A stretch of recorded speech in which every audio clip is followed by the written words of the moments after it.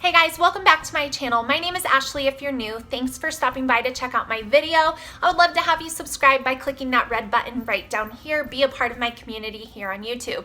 Today I'm going to be sharing what I do for my kids for our extracurricular activities. Because we are a homeschooling family, a lot of times I get questions about like, well, what about PE and music and art? Like, what do you do for those things? So I am simply going to be sharing what I do to cover those bases. I am in no way, shape, or form implying that you should do all of these things. This is just what I do for my kids.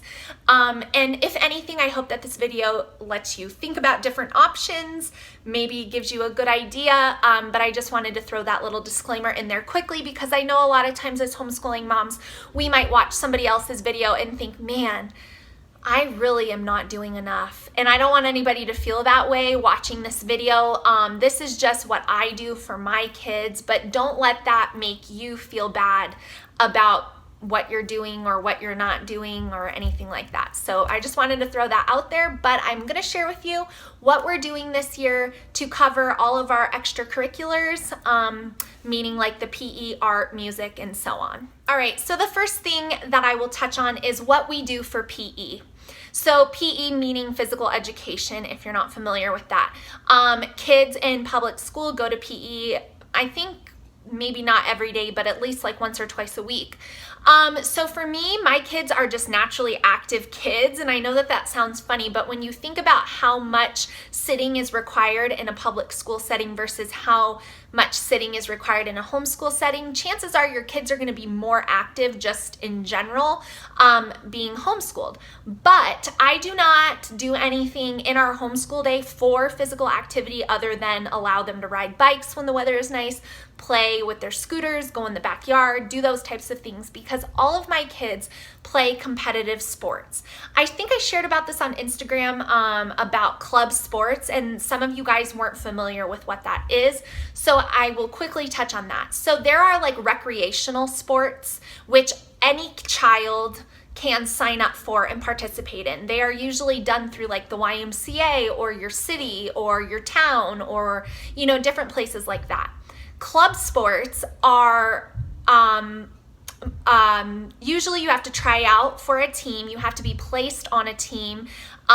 You're placed on a team for your skill level. There's usually more financial commitment. There's usually more time commitment, substantially more time commitment. It's more serious. Like the teams, of course, we want the kids to have fun, but the teams are, their goal is to perform well and win, and it's not just like everyone gets a trophy type environment, if that makes sense. So all four of my kids, well, not all four, but the older two are in club sports. So my oldest daughter plays competitive soccer, which is different than recreational soccer. My son is a competitive swimmer, which is different than just being on like the YMCA swim team. My younger two are still little, but my daughter, my youngest one, who is a gymnast, is moving towards competitive gymnastics, and my number 3 plays recreational basketball. So they are always doing sports. 3 of the 4 are year-round sports. They do not stop.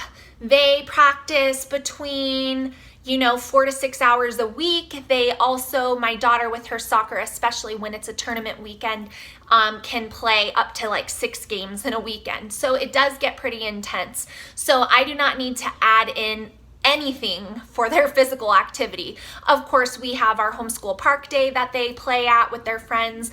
We go on nature walks. I mean, we're a very active family. So that is taken care of. Art now is another extracurricular thing or something that a lot of moms are kind of wondering, well, how should I integrate that? So we are doing art this year 2 ways. One way is through our The Good and the Beautiful Language Arts. There are picture studies, different things thrown in there that are just a part of our everyday language arts lessons. So that's awesome. My children also really love drawing, so they're always drawing. They look at an image, they want to draw it. I've shared some of those over on my Instagram as well. Sometimes they like to watch a YouTube channel, something drawing, Art Hub for Kids. Yes, they love that one. So sometimes they do that. So they're always drawing, which is a part of art. And then another thing that I'm doing this year is with my homeschool group. So I get asked a lot, am I a part of a co-op? No, I am not a part of a co-op, but I am a part of a homeschool group. And all the moms in our group try to bring something to the table for the kids. So this year I am hosting what we are calling an art club. And art club is going to be held at my home.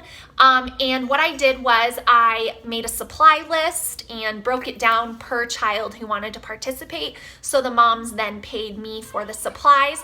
And we are going to be using the Good and the Beautiful Arts and Crafts book as a group.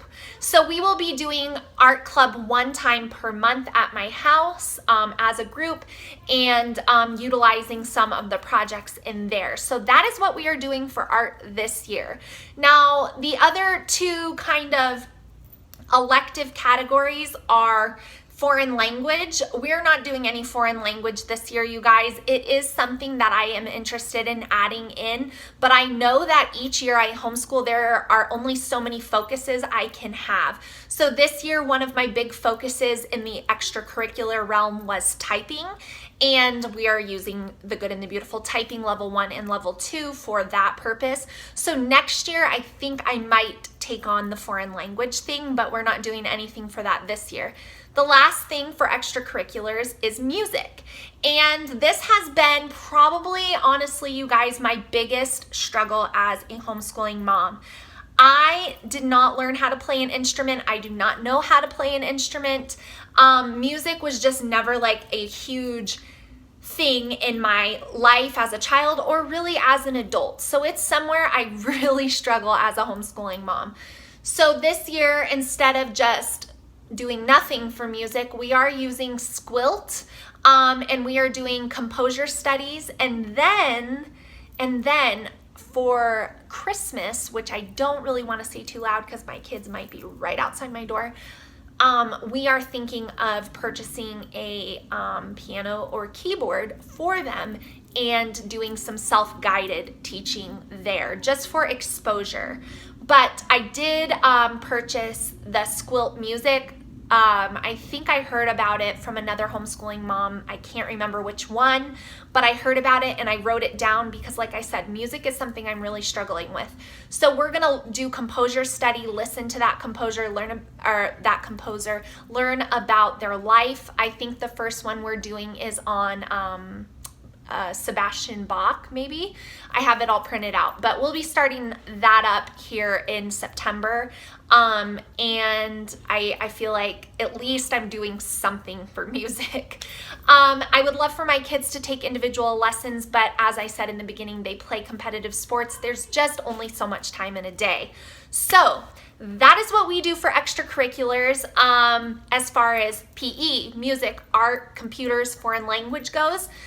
Some other really cool things that my kiddos are also participating in this year, and like I said, this is strictly to give you ideas, one is a cooking club. So another mom in our homeschooling group is doing a themed cooking club where the kids are going to learn how to cook different foods based on different historical time periods. She got a book, so my kids will go to that. Super excited about that. Another thing that we're doing with our homeschooling group is a poetry tea time at the park day. So our homeschooling group has a regular park day that we meet up at, and one of those park days per month will be a poetry tea time. While they'll do that first and then go play. So I'm really excited about that. And then the last and final thing my kids are participating in this year as a part of our homeschool extracurricular realm of things is something called a Junior Master Gardener program. It is done through 4-H or in affiliation with 4-H. So that's about the extent of the information I've got on that. We have a mom in our group who is like an amazing gardener, and she went ahead and got us linked up with the people in charge of that. So my kids will get to attend that one time per month for a couple of hours and learn about gardening and growing food and plants and life cycles and things so some science things pulled in there as well. So those are all of the extracurricular things my kids do in our homeschool.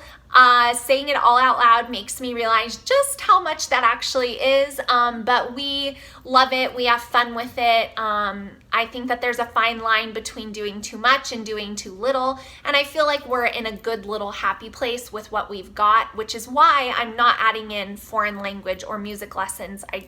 I just can't. But that doesn't mean we'll never do those things. It just means this year that's where we're at. So I hope that you guys got some good ideas. If you're a homeschooler, I would love to know, what extracurricular things do your kiddos participate in? Let me know down below. If you're a club sports mama, let me know down below. I want to see how many of us are so committed to our children's athletics like I am. It's a lot. It's a lot. I'm not even gonna lie. It's a lot. But like I said at the beginning, this is just sharing to give you guys ideas. If you've got some homeschooling friends, link up. Have one mom do a little cooking class. Have another mom. You know, it really can enrich your homeschool when a few mamas can get together and make up some really cool things for their kids. So I hope you guys enjoyed this video. I hope it gave you some good ideas, and I hope it answered some of your questions about how I fill in those things for my kids. And until next time, I'll see you guys then. Bye, guys.